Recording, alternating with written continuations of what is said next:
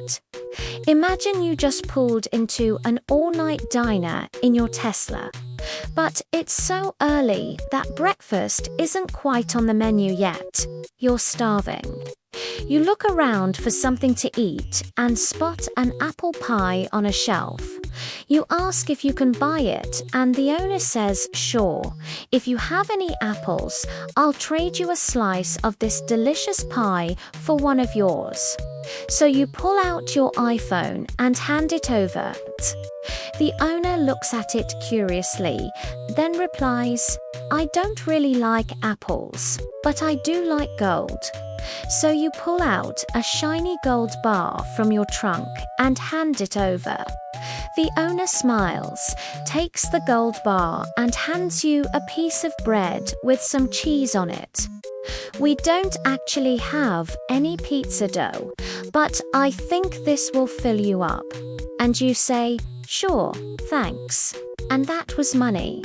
Well, kind of. For most of human history, people didn't use money to buy things. They used barter, trading one good or service for another. It's an efficient system if you have exactly what someone else wants. But usually people want other things, like more food, different clothes, or new tools.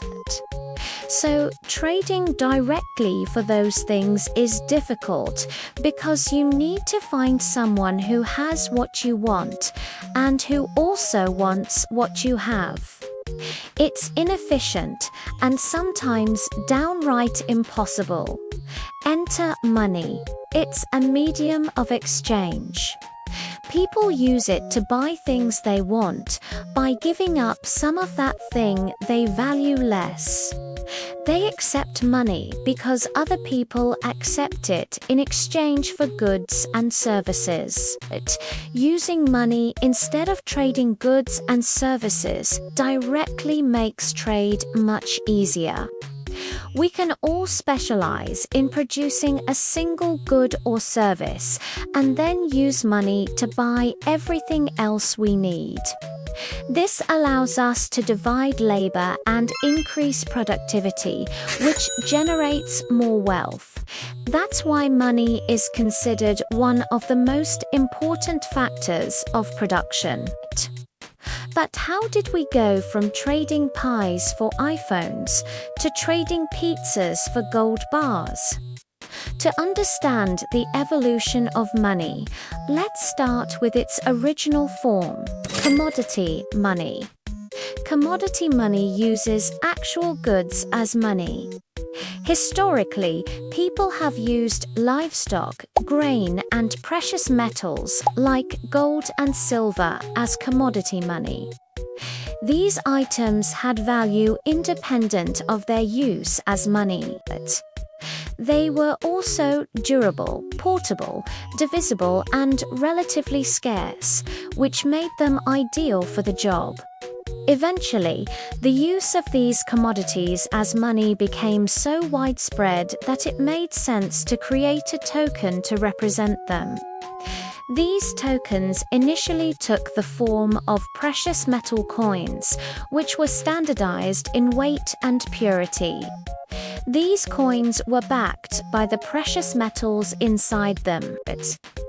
If you didn't like having a coin, you could always exchange it for the equivalent value in gold or silver.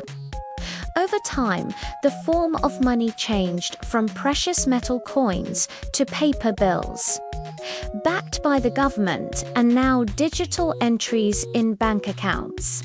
But no matter what form it takes, money still needs to have a few key properties to work properly. It must be a valid measure of value. It must be durable, portable, divisible, fungible, and rare.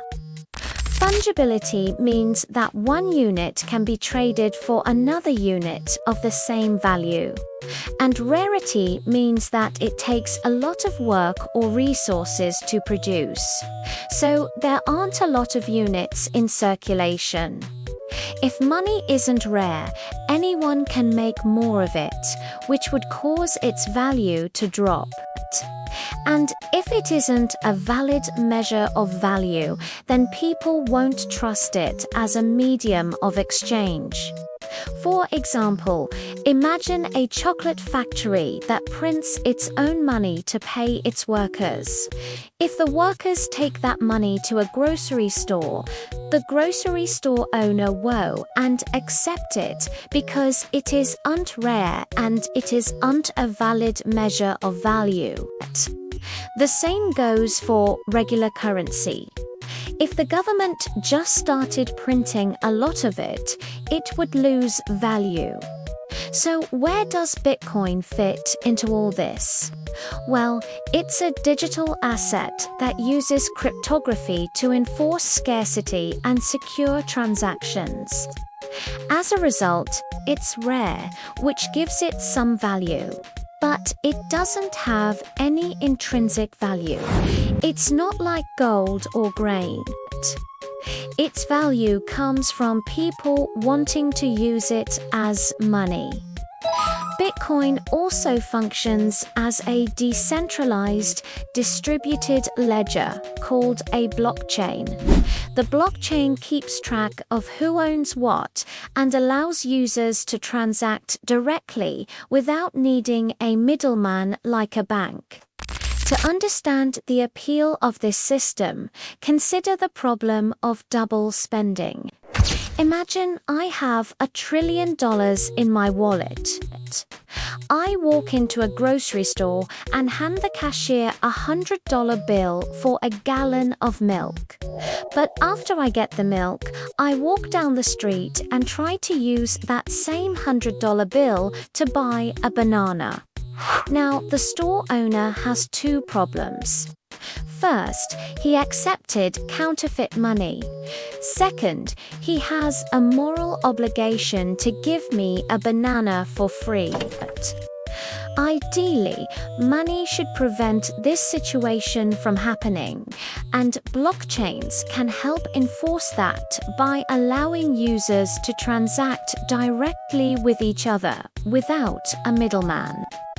It's still early to tell whether Bitcoin will become a widely accepted form of money, but regardless of its future, it represents an interesting experiment in the evolution of money.